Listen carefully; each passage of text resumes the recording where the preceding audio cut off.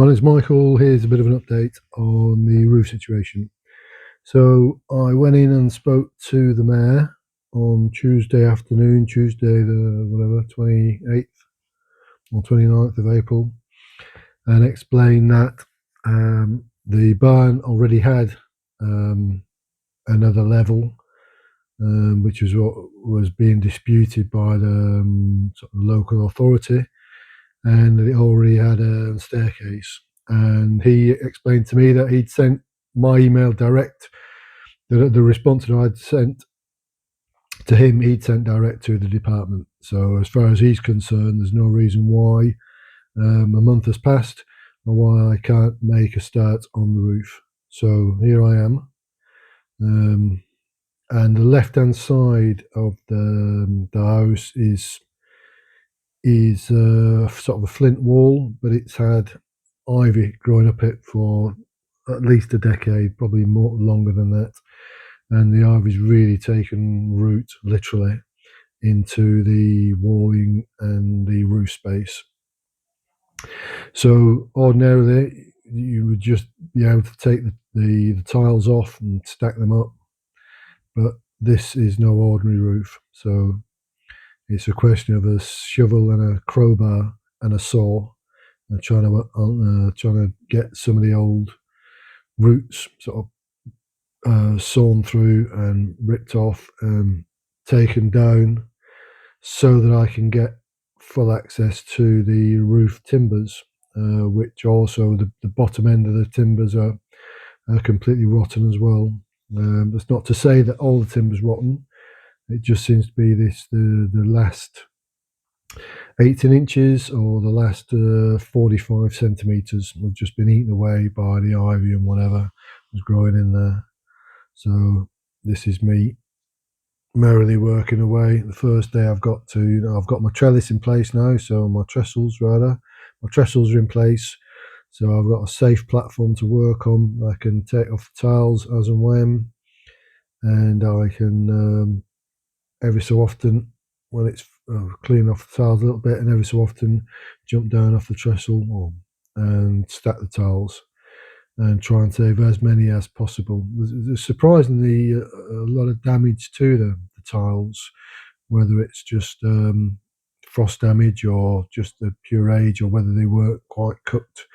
Some look like they were really well cooked, and others look like they were 10 minutes in the oven when they were made. So it's how many of those I'm actually going to be able to save, and then you have to take a view as to whether or not it's worth re-putting those old tiles on there, that do look like they may not last much longer, in which case you'll end up doubling the work, because you'll end up having to go back onto the roof maybe in a year or two's time to start replacing tiles. Because I've had a look at the part of the barn that you can see on the left hand side there, the very first part where you can clearly see the timber and bits of brickwork and stuff.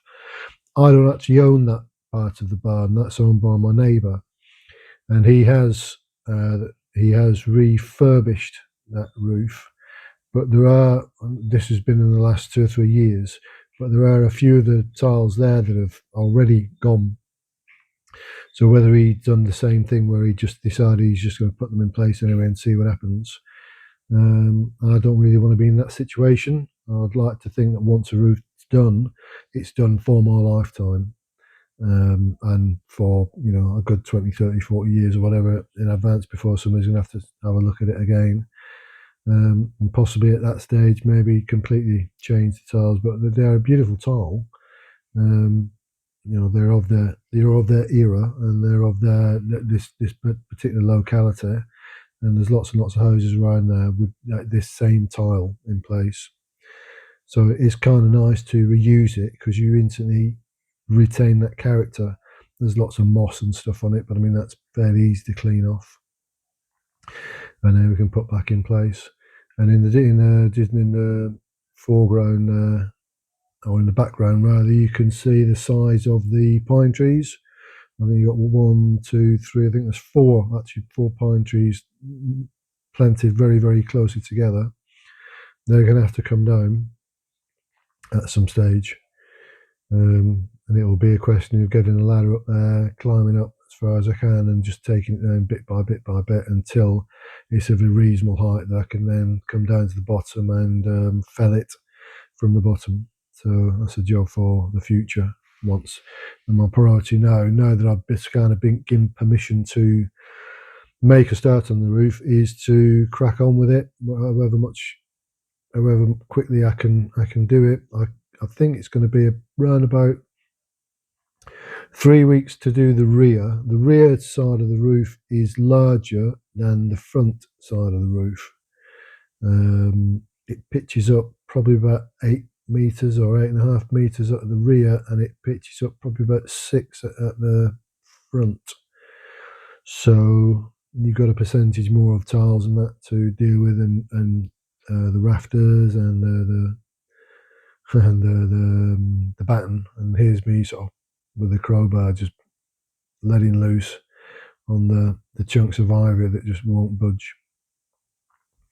I've got a feeling I'm going to lose part of the wall actually when some of that ivy comes off there, because it's just absolutely solid. So it's as solid as the pine trees growing in the background. What else to say here? The weather's with us. The weather's been kind. The weather's apparently for the next couple of weeks is going to be fairly sunny. Not too much chance of rain, so I'll be able to hopefully crack on and see how far I can progress with the roof. And I'm going to have to do it in stages. I'm probably going to have to do the first sort of 3 meters all the way up, 3 meters wide all the way up, because I'm going to have to use the batten as kind of a ladder for me to work my way up to the top to where the ridge tiles are, and then get a covering over the top of those. And then so I'm not in a position where I can take everything off the roof all at once and leave it completely bare, because it's going to take time to do it. And even if the weather stays with us, you can never guarantee that there's not going to be a thunderstorm or whatever at some stage, or a bit of rain. And I don't want to take that chance. So I'll do it. I'll take a section off. I'll replace the rafters wherever necessary, and obviously all the batten will be replaced. The batten's absolutely rotten. And what I'll use, obviously use galvanized nails to hold the batten in place, and then re-tile a section as I go, work my way all the way up to the top of the roof, up to the ridge, then come back down and do another section and work like that. And then once I've got that mostly tiled, then I can open up the next section of the roof. So I think it's the only way possible, because it's only me. It's me, myself, I that's doing it. And also I've got 2 Velux windows fairly low down, sort of to make the kitchen a vaulted ceiling rather, and that should throw a bit more light into the rear, because it's surprising. There's loads of sunlight there, but actually the house itself is quite sombre, and it's not just the pine trees that are doing it. It seems to just be the position that the house is in, and the position of the windows and the doors. So if I'm hoping that when the Veluxes go in for the kitchen area, that's really going to throw a lot of light into the back of the house. And then there's another Velux slightly higher up, which is going to make the first floor have some natural light coming into it. I've actually got 5 Veluxes. I picked up 5 Veluxes secondhand from Le Bon Coin for €130, and they're all in fairly good nick. I'll do a video on me just sort of trying to gauge one of the 3 larger sizes that I bought.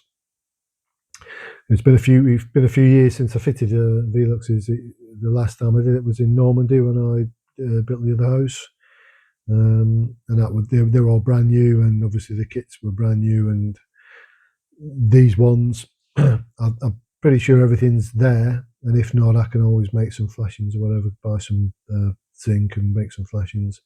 But I think more or less they're all intact. and the pitch is quite high on these roofs, so I think that helps as well. That helps to throw the water off quicker than it's sitting directly at the back of the top of the Velux, which can be the case when it's quite a shallow pitch.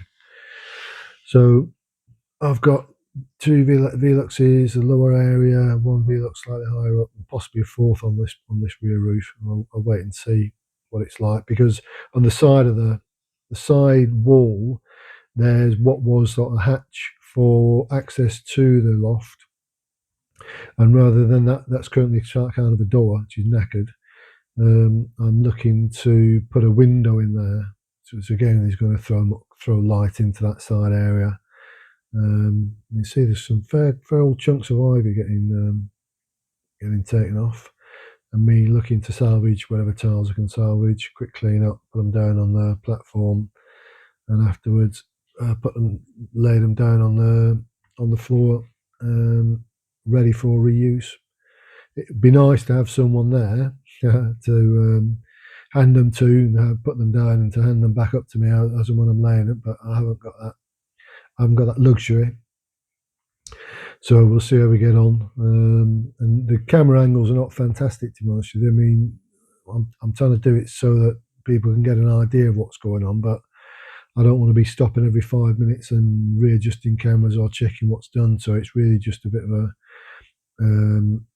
a leap of faith. I kind of put the cameras where I think it's going to be the most effective, and just let it run and see what it looks like. And this I've actually speeded up to a little bit, because there should be about 30 minutes of footage, which I've reduced down to like 12 and a half, 13 minutes, because obviously you don't want to just be watching some old boy merrily faff about on a roof. You actually want to see some action going on, and it looks better when it's at a bit of speed.